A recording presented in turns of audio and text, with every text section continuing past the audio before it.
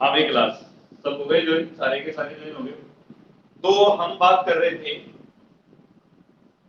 संत व संप्रदाय। ठीक है, संत व संप्रदाय में मैंने कल आपको बताया था कि रीट में इस टॉपिक को भक्ति काल के नाम से दिया गया है हिस्ट्री में।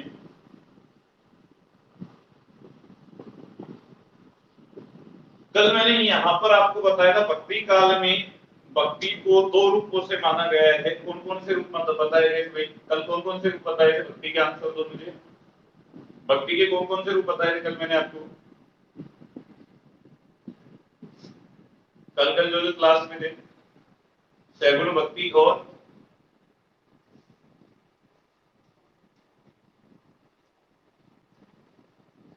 सैगुण और निर्गुण भक्ति। ध्यान रखना बेटा, जो जिन्होंने कल की क्लास अटेंड नहीं की मैं थोड़ा समझा देता हूँ। भक्ति को दो रूपों में बांटा गया है। यहाँ पर जितने भी संत संप्रदाय हैं, जितने भी लोग हैं, वो भक्ति को दो रूपों में बांट के करते हैं। देखो, एक तो मैंने आपको बताया सैगुण भक्ति और एक बताया था आपको निर्गुण भक्ति।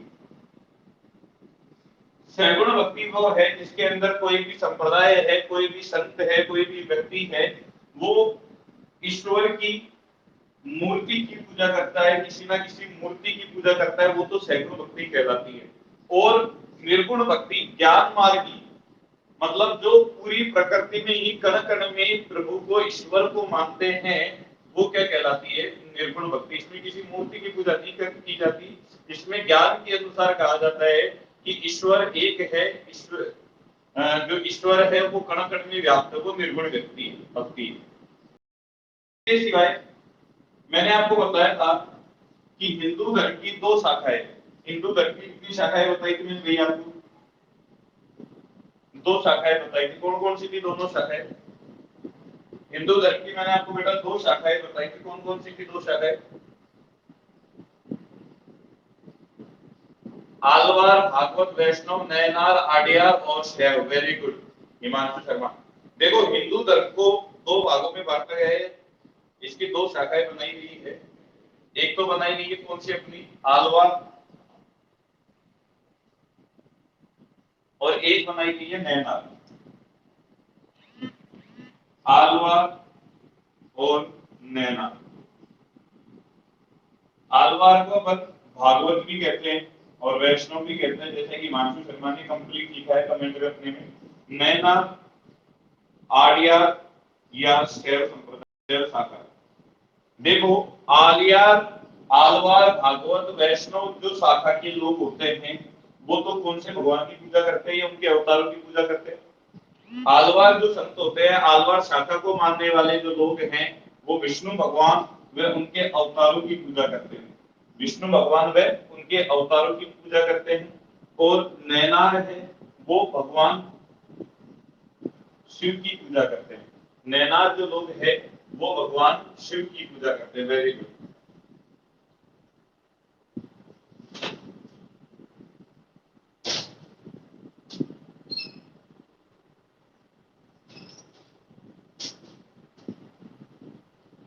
अब भाई, कल हमने सबसे पहले जो भक्ति काल के जनक के बारे में मैंने आपको बताया था। भक्ति काल का जनक किसको कहा जाता है भाई?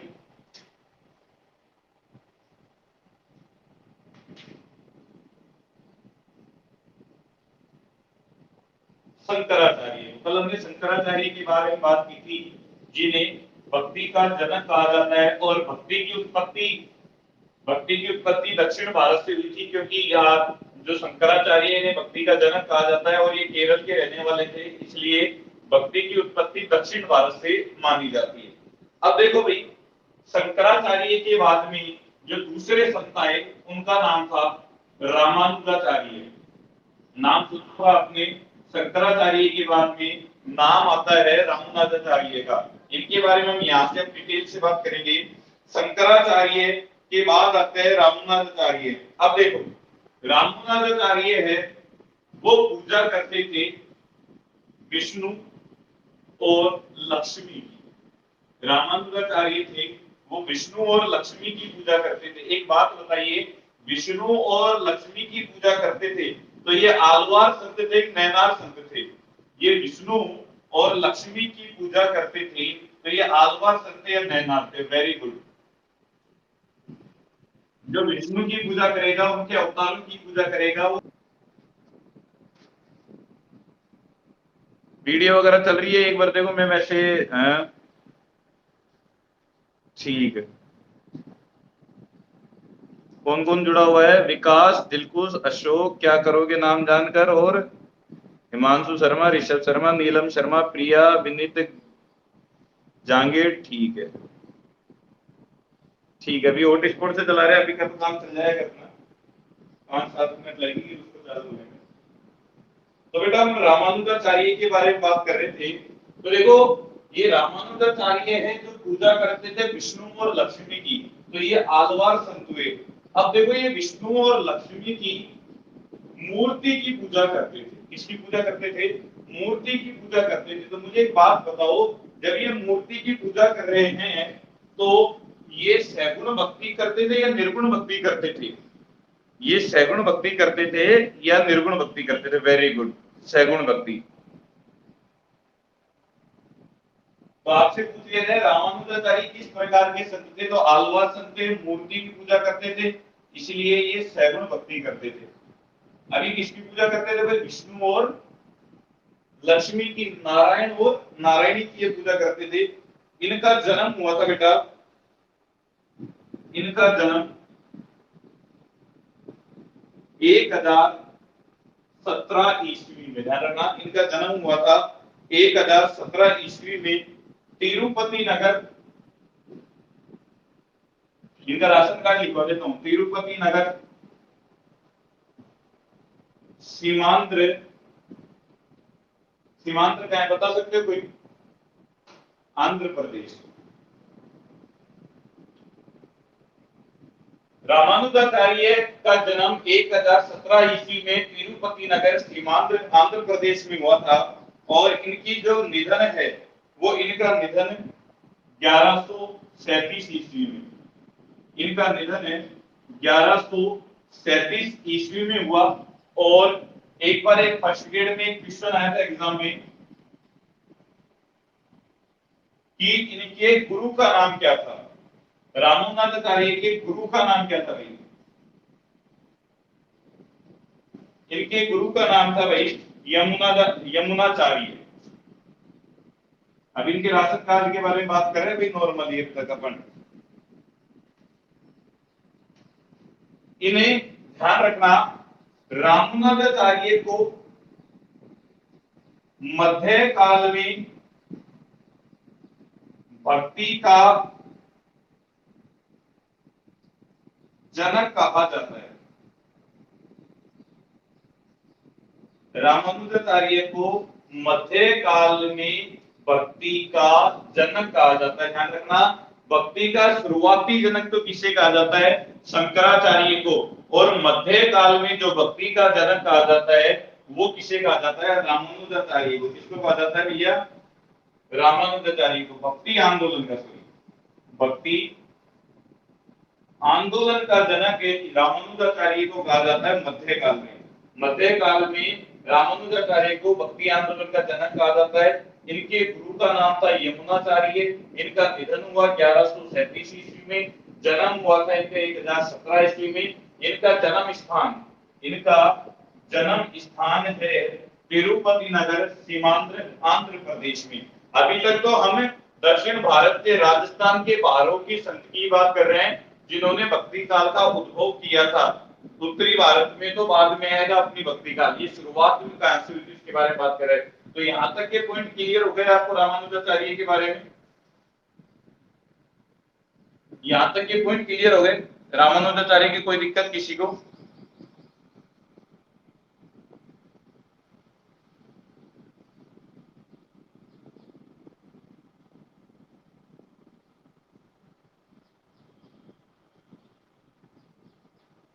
ठीक है। अब इसके बाद में आगे हम स्क्रीनशॉट ले लो, स्क्रीनशॉट लेके डन का रिप्लाई कर दो इसका। Done. Okay, done done done done.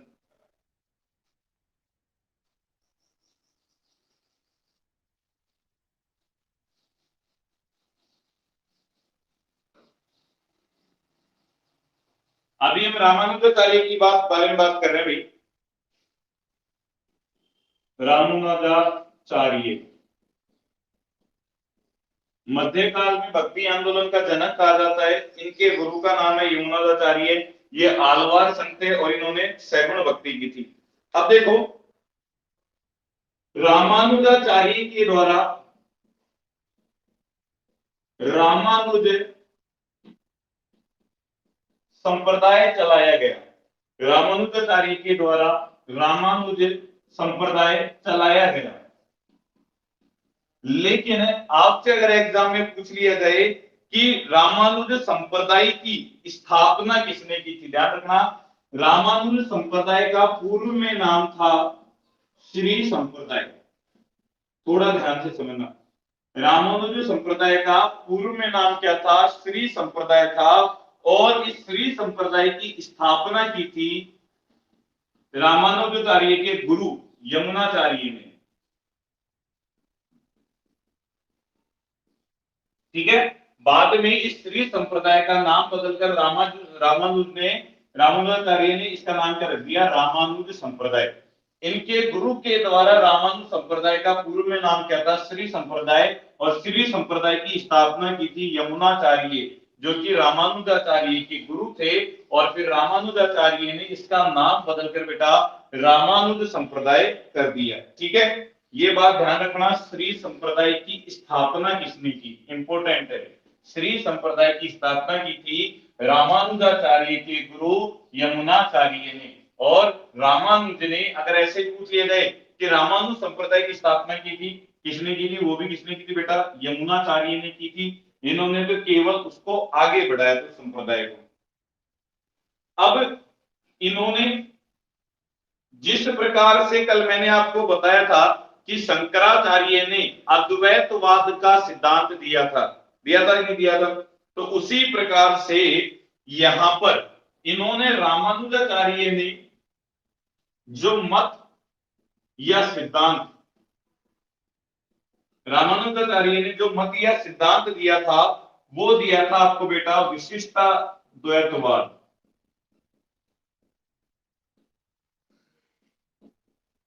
विशिष्टाद्वैतवाद का सिद्धांत दिया था। यानी कि विशिष्टाद्वैतवाद का मतलब क्या है? इन्होंने सिद्धांत दिया, विशिष्टाद्वैतवाद का सिद्धांत दिया रामानुजाचार्य ने, जिसका तात्पर्य कि आत्मा व परमात्मा एक ही है। ध्यान रखना, रामानुजाचार्य ने विशिष्टाद्वैतवाद का सिद्धांत दिया, जिसका तात्पर्य क्या है कि आत्मा व परमात्मा, ब्रह्मा व जीव दोनों एक ही है, दोनों में कोई अंतर नहीं है। यानी कि इन्होंने ईश्वर, आत्मा व परमात्मा को एक ही रूप में माना है। और किसका सिद्धांत दिया बेटा? विशिष्टाद्वैतवाद का सिद्धांत दिया। इन्होंने ग्रंथ इन्होंने कुछ ग्रंथ लिखे थे बेटा।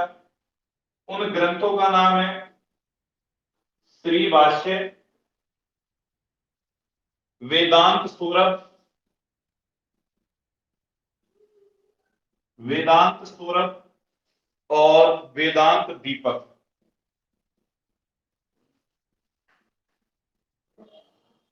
ध्यान रखना, रामानुजाचार्य ने रामानुज संप्रदाय की स्थापना की। और जो पूर्व में उसका नाम क्या था बेटा? श्री संप्रदाय था। जिस श्री संप्रदाय की स्थापना की थी यमुनाचार्य ने, जो रामानुजाचार्य के गुरु थे। रामानुजाचार्य ने मत व सिद्धांत क्या दिया था? इन्होंने विशिष्टाद्वैतवाद का सिद्धांत दिया था। अर्थात इन्होंने ब्रह्मा व जीव, आत्मा व परमात्मा को एक ही माना था। आत्मा व परमात्मा को एक ही माना था। इन्होंने कौन से ग्रंथ लिखे? श्री भाष्य, वेदांत वेदांत सौरभ और वेदांत दीपक, इन्होंने ये ग्रंथ लिखे। और रामानुजाचार्य को भक्ति परंपरा के जनक भी कहा जाता है। रामानुजाचार्य को भक्ति परंपरा का जनक भी कहा जाता है। ध्यान रखना, रामानुजाचार्य को भक्ति परंपरा का जनक भी कहा जाता है। ये बात हुई भाई हमारे किसके बारे में? रामानुजाचार्य के बारे में। आलवार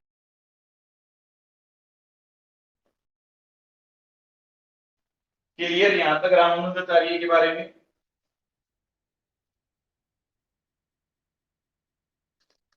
ठीक है, स्क्रीनशॉट ले लो, डंडनाडन का रिप्लाई कर दो।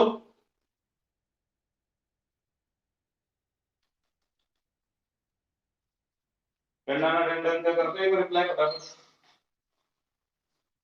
हेलो।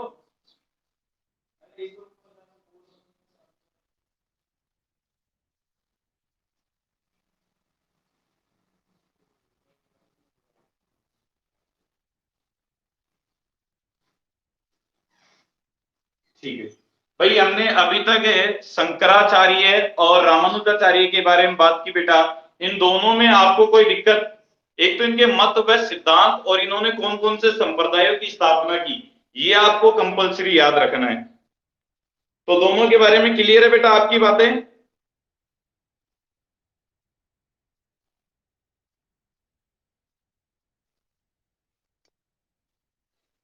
ठीक है,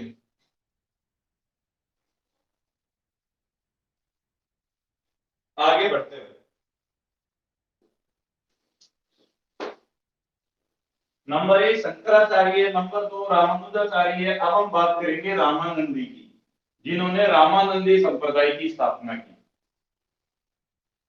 और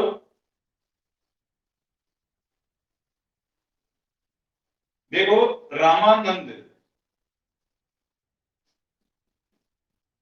रामानंद, इन्होंने रामानंदी संप्रदाय की स्थापना की थी। रामानंदी प्रारंभ में ये रामानुजा संप्रदाय के, रामानुज संप्रदाय के शिष्य थे। उनके ये एक भाग थे रामानंद। फिर बाद में इन्होंने खुद का अलग से एक रामानंदी संप्रदाय बनाया था। देखो, रामानंद के राशन कार्ड के बारे में बात करते हैं। रामानंद का जन्म हुआ था भाई 1299 ईस्वी में। रामानंद का जन्म हुआ था 1299 ईस्वी में। और इनका जन्म हुआ था कहां? वर्तमान में प्रयागराज। वर्तमान में प्रयागराज नाम है, वैसे इसका नाम क्या है? इलाहाबाद। ठीक है, रामानंद जी का जन्म 1299 ईस्वी में प्रयागराज इलाहाबाद में हुआ। इनका जो जन्म स्थान है ये, और ये निवास कहां करते थे? इनका निवास स्थान था काशी में। जन्म तो इनका हुआ प्रयागराज इलाहाबाद में, और ये निवास करते थे बेटा काशी में। कहां करते थे? काशी में। इनके गुरु का नाम था, गुरु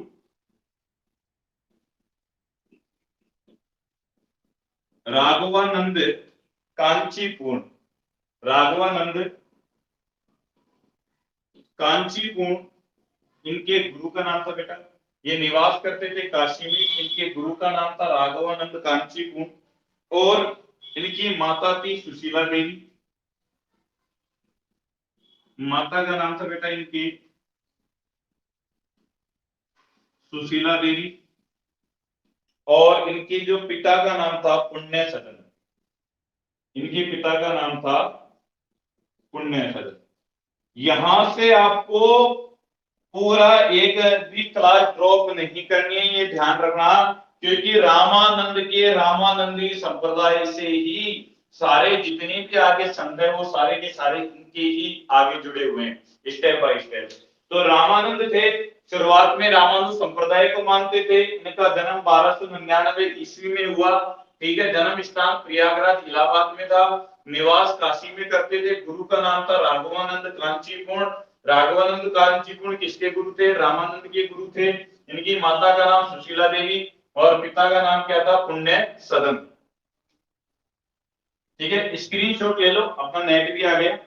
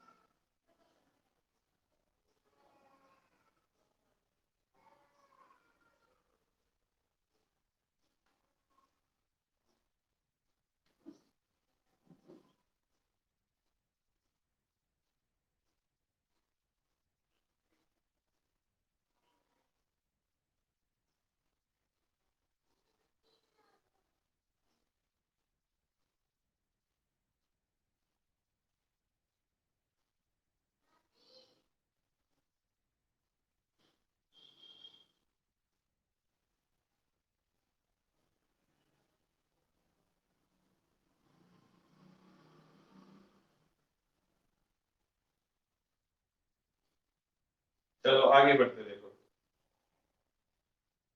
क्या हुआ भाई मिनी जाकिर, कैसे रिएक्शन कर रहे हो तुम?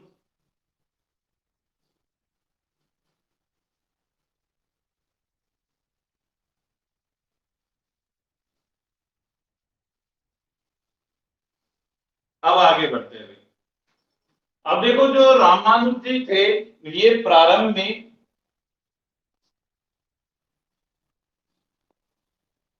ये रामानंद जी थे प्रारंभ में, मैंने आपको बताया कौन से संप्रदाय को मानते थे भाई। प्रारंभ में ये रामानुज संप्रदाय को मानते थे। प्रारंभ में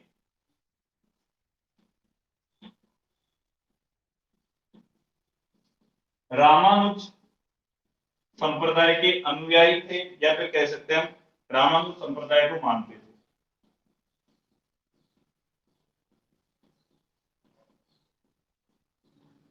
लेकिन इन्होंने बाद में क्या किया, इन्होंने बाद में रामानंदी संप्रदाय की स्थापना कर दी। किसकी स्थापना की इन्होंने? कौन से संप्रदाय की? रामानंदी। रामानंदी संप्रदाय कह सकते हो बेटा, ठीक है। इसका दूसरा नाम है रामावत संप्रदाय। रामावत संप्रदाय, या इसका तीसरा नाम है रसिक संप्रदाय। किसकी क्या नाम है तीसरा? रसिक संप्रदाय की स्थापना। रसिक, एक ही है तीनों, ठीक है। रामानंद के द्वारा ये प्रारंभ में रामानुज संप्रदाय के अनुयायी थे, लेकिन इन्होंने बाद में रामानंदी रामावत रसिक संप्रदाय की क्या की बेटा, इन्होंने स्थापना की। अब देखो ये भगवान, नाम से ही पता चल रहा है रामानंदी, एक तो खुद का नाम और एक भगवान राम व सीता की पूजा की जाती है। रामानंदी संप्रदाय में भगवान राम व सीता की पूजा की जाती है। इस संप्रदाय के जो लोग हैं बेटा, ध्यान रखना, सगुण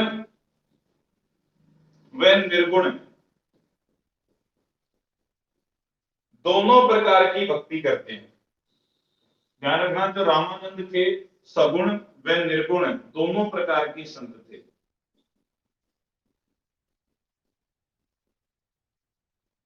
बोले सर दोनों प्रकार के संत कैसे रामानंद जी? देखो बेटा, जो इनकी भक्ति थी ना राम और सीता के प्रति, वो तो सैगुण भक्ति थी, ये मूर्ति में ही पूजा करते थे। लेकिन जो इनकी विचारधारा थी वो निर्गुण थी। ये कहते थे कि भाई ईश्वर प्रत्येक जगह विद्यमान है, कण कण में विद्यमान है, ठीक है। और एक और ये पूजा करते थे, इसकी मूर्ति की पूजा करते थे। इसलिए जो रामानंद थे, सगुण और निर्गुण दोनों प्रकार की भक्ति करते थे। दोनों प्रकार की भक्ति करते थे। ये दास्य भाव, मतलब अपने आप को भगवान का दास समझते थे, दास्य भाव की भक्ति करते थे। भगवान को, अपने आप को भगवान का दास समझकर उसकी पूजा करते थे। तो अपने आप को भगवान का एक दास समझते थे, इसलिए दास्य भाव की भक्ति करते थे। सगुण और निर्गुण प्रकार दोनों प्रकार के भक्त थे। भगवान राम व सीता की पूजा की जाती है रामानंदी संप्रदाय में, ठीक है। और रामानुज थे प्रारंभ में किसको मानते थे? ये रामानुज संप्रदाय को मानते थे। अगर आपने रामानंदी का एक दोहा सुना होगा तो आपने ध्यान से, बोले जात पात पूछ न कोई, हरि पूजे सो हरि कोई। ये इनकी विचारधारा थी। बोले जात पात न पूछ न कोई, हरि पूजे सो हरि कोई। बोले ईश्वर को पूजने में कोई जात पात का भेदभाव नहीं होना चाहिए। जो हरि को पूजेगा वही हरि हरि उसका ही हो जाएगा। ये किसके दोहे थे? ये रामानंद के दोहे थे। किसके दोहे थे बेटा? रामानंद के दोहे थे। अब यहां तक का स्क्रीनशॉट ले लो, कोई दिक्कत हो तो पूछ सकते हो, फिर आगे बढ़ेंगे, क्योंकि रामानंद संप्रदाय से ही बहुत कुछ लिंक हुआ है अपना।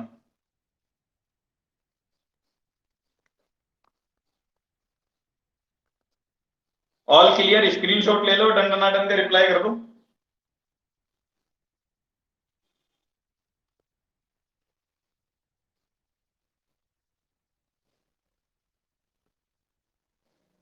ओके,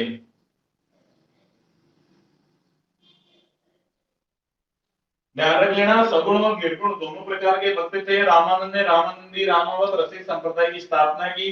भगवान रहे राम की सीता की पूजा करते थे ये।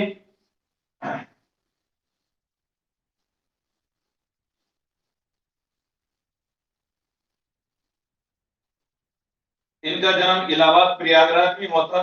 अब देखो, अब रामानंद क्या कहलाते हैं? अब तक भक्ति कहां चल रही थी? दक्षिण भारत में। कहां चल रही थी? दक्षिण भारत में चल रही थी। अब ये रामानंद भक्ति को उत्तर भारत में लाने का कार्य करते हैं। तो उत्तर भारत में भक्ति के जनक के नाम से पुकारा जाता है किसको? रामानंदी को। रामानंद को ध्यान रखना, उत्तर भारत में भक्ति के जनक के नाम से पुकारा जाता है रामानंद को। इन्होंने क्या किया? दक्षिण भारत से भक्ति सीख कर उसका प्रचार प्रसार उत्तरी भारत में लाकर किया। तो इसलिए इन्हें भक्ति आंदोलन का सेतु भी कहा जाता है। भक्ति आंदोलन का सेतु। भक्ति आंदोलन का सेतु किसे कहते हैं? रामानंद को कहते हैं, क्योंकि इन्होंने दक्षिण भारत से उत्तर भारत में भक्ति लाने का कार्य किया था। इसलिए इन्हें भक्ति उत्तर भारत में भक्ति का जनक भी कहा जाता है और भक्ति आंदोलन का सेतु भी कहा जाता है, क्योंकि इन्होंने दक्षिण भारत से उत्तर भारत में भक्ति को लाने का कार्य किया था। इन्होंने ग्रंथ लिखे। इनके ग्रंथ कौन कौन से बेटा? इनके ग्रंथ है भाई राम रक्षा स्तोत्र, पढ़ते होंगे अगर आप, राम रक्षा स्तोत्र, ठीक है। रामा रामानुजन प्रति, रामानुजन पद्धति, रामा अर्जुन पद्धति, ठीक है। उसके बाद इन्होंने लिखा गीता भाष्य, और फिर इन्होंने लिखा वैष्णव भास्कर,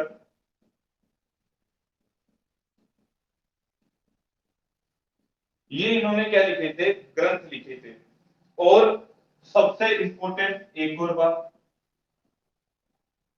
जो रामानंद ने कौन से संप्रदाय की स्थापना की थी? रामानंदी संप्रदाय की स्थापना की थी।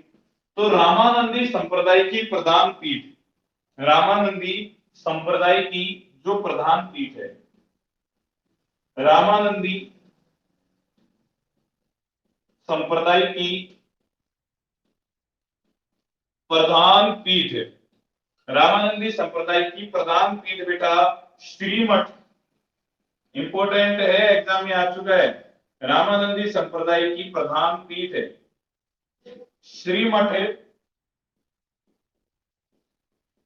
काशी में है। लेकिन ये रामानंदी संप्रदाय की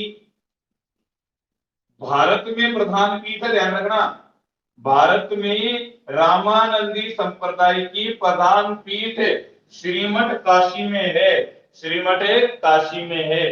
भारत में रामानंदी संप्रदाय की प्रधान पीठ श्रीमठ काशी में है। कहां पे बेटा? श्रीमठ काशी में। और क्योंकि इन्होंने दक्षिण भारत से उत्तर भारत में भक्ति को लाने का कार्य किया था, तो भाई इनकी प्रधान पीठ भारत में तो कहां है? काशी में। और अगर मैं राजस्थान में बात करूं तो राजस्थान में भी रामानंदी संप्रदाय की प्रधान पीठ होगी, क्योंकि यही तो एक व्यक्ति थे रामानंद, जो दक्षिण भारत से उत्तर भारत में भक्ति को लेकर आए। तो इनकी प्रधान पीठ राजस्थान में भी होनी चाहिए, अगर उत्तर भारत में अगर ये भक्ति को लेकर आए। तो देखो, यहां तक की बातें आपको ध्यान रखनी है। रामानंदी संप्रदाय की भारत में जो प्रधान पीठ है, रामानंदी संप्रदाय की भारत में जो प्रधान पीठ है, वो श्रीमठ काशी में है। भारत की प्रधान पीठ, भारत की प्रधान पीठ रामानंदी संप्रदाय की श्रीमठ कहां पे बेटा? काशी में। क्लियर यहां तक? All clear? Very good. Himanshu Sharma Galta ji Jaipur में, राजस्थान में। Very good.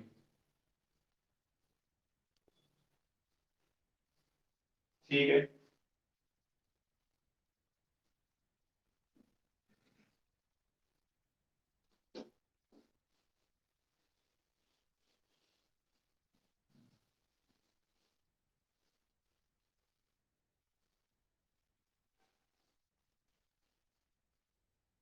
अब देखो,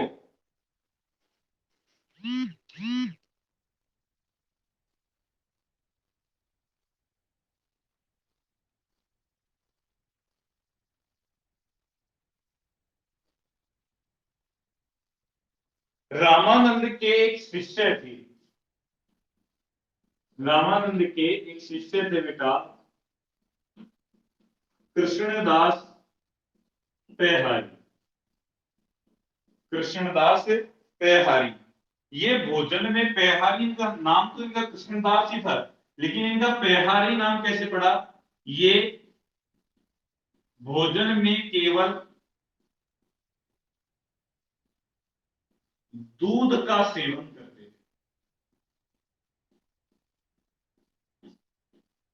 ठीक है, रामानंद संप्रदाय को मानने वाले उनके, रामानंद संप्रदाय के एक व्यक्ति थे कृष्णदास पेहारी, रामानंदी संप्रदाय के। ठीक है, रामानंदी संप्रदाय के एक अनुयायी थे कृष्णदास पेहारी, जो भोजन में केवल दूध का सेवन करते थे।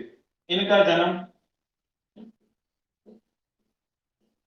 1542 में दादीच परिवार में हुआ, ब्राह्मण परिवार है, दादीच परिवार में हुआ।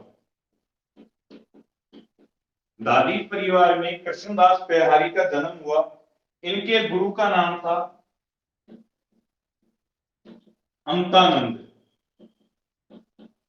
ठीक है, जो कृष्णदास पेहारी थे रामानंदी संप्रदाय के अनुयायी थे, अंतानंद भी उन्हीं के ही अनुयायी थे। मतलब एक सिस्टम चलता गया, एक का शिष्य वो, उसका उसका उसका उसका, इस प्रकार से शिष्य परंपरा चलती रही। तो इन्होंने राजस्थान में, ध्यान रखना, कृष्णदास पेहारी ने राजस्थान में रामानंदी संप्रदाय की स्थापना की, और जिसकी प्रधान पीठ है, इन्होंने राजस्थान में रामानंदी संप्रदाय की, रामानंदी संप्रदाय की स्थापना की, रामानंदी संप्रदाय की स्थापना की। अब राजस्थान में जब रामानंदी संप्रदाय की स्थापना की गई, तो इसकी प्रधान पीठ भी होती जाए, सबसे बड़ी पीठ, जहां सबसे बड़ा पूजा स्थल प्रधान पीठ का मतलब, तो इसकी जो प्रधान पीठ है वो स्थापित की गई बेटा कहां पे? गलता तीर्थ, गलता जी, गलता तीर्थ भी कहते हैं हम इसे, मंकी वैली, बंदरों की घाटी। मंकी वैली बंदरों की घाटी इसलिए कहते हैं कि गलता जी में अत्यधिक मात्रा में वानर पाए जाते हैं। क्या पाए जाते हैं? अत्यधिक मात्रा में बंदर पाए जाते हैं। ठीक है, बहुत सारे बंदर मिलेगा पर गलता जी जयपुर जाते हो। उत्तर तोदांगरी के नाम से भी पुकारा जाता है इसको, गलता तीर्थ को अपने। और ये कहां पर स्थित है बेटा? जयपुर में। ध्यान रखना, रामानंदी संप्रदाय की जो राजस्थान में स्थापना की, वो कृष्णदास पेहारी ने की थी, जो भोजन में केवल दूध का सेवन करते थे। और इन्होंने राजस्थान में जो रामानंदी संप्रदाय की स्थापना की, वो गलता तीर्थ, मंकी वैली, उत्तर तोदांगरी में की थी। ठीक है,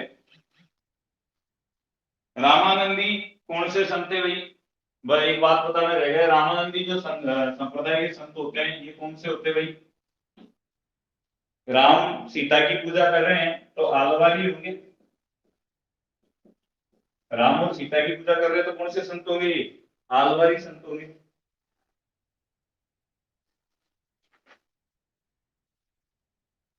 अब रामानंद के क्या थे भाई, ये ध्यान रख सकते हो। रामानंदी संप्रदाय की राजस्थान में जो प्रधान पीठ है वो गलता तीर्थ है। गलता जी जयपुर में, अपनी भाषा में गलता तीर्थ भी याद नहीं रखो, तो गलता जी जयपुर में रामानंदी संप्रदाय की राजस्थान की प्रधान पीठ है। और भारत की प्रधान पीठ कहां पर है? काशी में है। कहां पर है बेटा? काशी में। यहां तक ये पॉइंट क्लियर?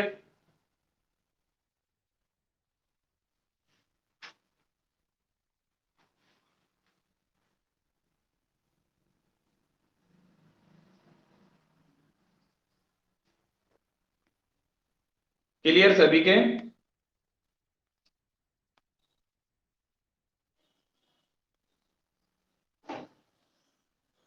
ठीक है। विनीत रोटी सब्जी नहीं खाते थे, इन्होंने आजीवन अपना जीवन दूध के ऊपर ही निकाला, दूध पीकर ही। अब देखो इसके बाद जो रामानंद हैं, इनके मुख्य रूप से 12 शिष्य थे। रामानंद के मुख्य रूप से कितने शिष्य थे बेटे? 12 शिष्य थे, जिनमें 7 ब्राह्मण थे। 7 तो क्या थे भाई? ब्राह्मण थे। लेकिन जैसा इन्होंने क्या कहा था कि जात पात पूछे न कोई, हरिकु पूजे जो हरिको होई, यानी कि इनका जात पात में भेदभाव में विश्वास नहीं था। तो 7 इनके ब्राह्मण शिष्य थे, और कुछ 5 शिष्य ऐसे हुए जो बड़े फेमस हुए, जिनके बारे में पढ़ना जरूरी है। एक हुए थे, नंबर 1 पर हैं संत पीपा, आपने अगर नाम सुना हो तो, संत पीपा। नंबर 2 संत धन्ना। नंबर 3, इनका नाम तो जरूर सुना होगा, संत कबीर, ये भी रामानंद के ही शिष्य थे। संत रैदास,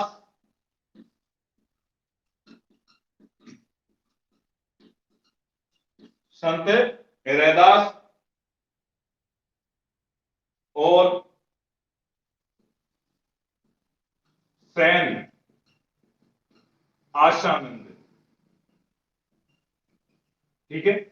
रामानंद के 12 शिष्य हुए थे मुख्य रूप से, जिनमें 7 तो ब्राह्मण थे, और 5 शिष्य है जो काफी आगे जाकर, मतलब जिन्होंने अपना नाम फैलाया। संत पीपा, संत धन्ना, संत कबीर, संत रैदास, और संत सैन आशानंद। अब देखो, संत पीपा थे, वो राजपूत थे। संत पीपा कौन से थे भाई? राजपूत जाति से थे। थोड़ा थोड़ा वर्णन कर देता हूं, कंप्लीट तो पढ़ेगी। संत पीपा थे, ये राजपूत जाति से थे। उसके पश्चात जो हमारे संत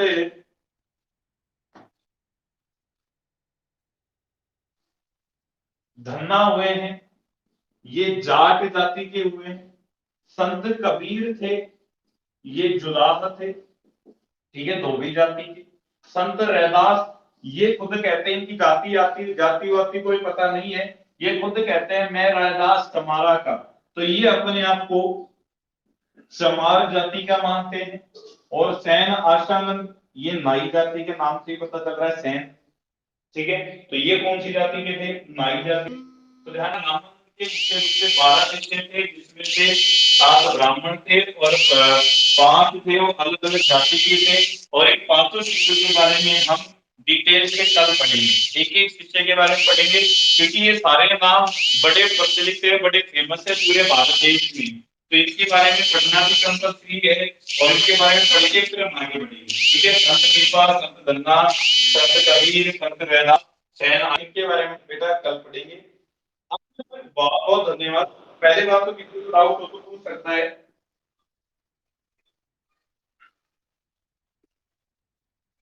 मुनेश मीणा माइक बंद कर ले भाई।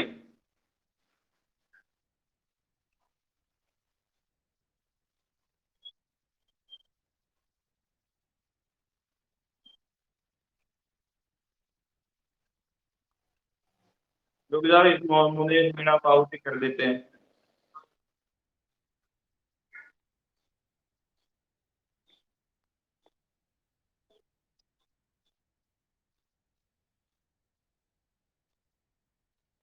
हो गया ना म्यूट मुनेश मीणा भाई? हाँ भाई, अब मेरी बात सुनिए ध्यान से, जो जो अभी लाइव क्लासे देख रहे हैं, मुझे ऐसा अनुभव आभास होता है कि सुबह 9 बजे कई व्यक्ति बिजी रहते हैं, सुबह उठते हैं, नहाते धोते हैं। तो मैं ये सोच रहा था अपनी क्लास का टाइम 11 से 12 बजे का कर दिया जाए।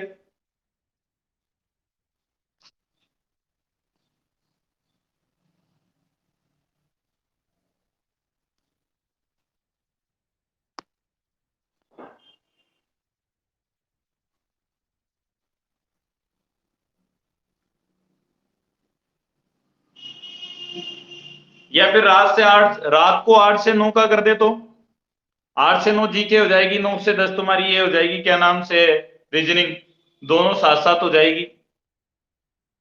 नाइट टाइमिंग कर दे तो नाइट का, रात को 8 से 9।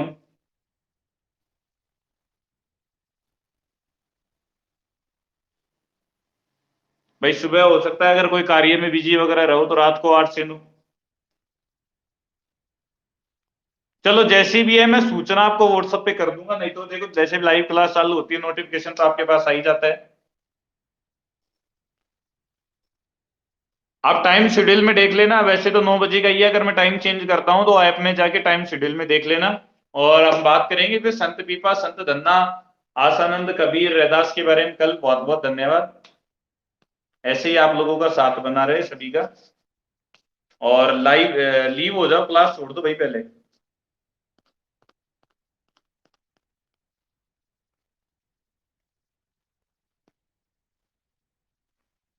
वेलकम वेलकम वेलकम, धन्यवाद।